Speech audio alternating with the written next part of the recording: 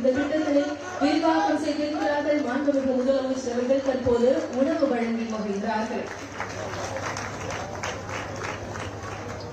திருமிகு எல்லம்மா அவர்களை அன்புடன் அழைக்கிறோம். திருவள்ளூர் நகராட்சியில் நமக்காக தூய்மை பணியாளராக பணியாற்றி வருகிறார்கள் திருமிகு எல்லம்மா அவர்கள்.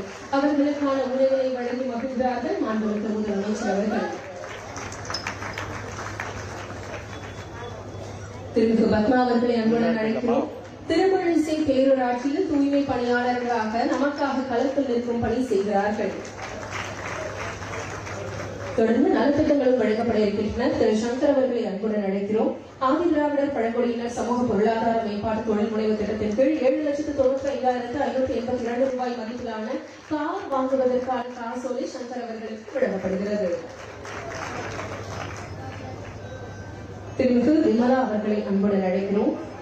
விமலா அவர்களுக்கு பணியின் போது உயிர் நீத்த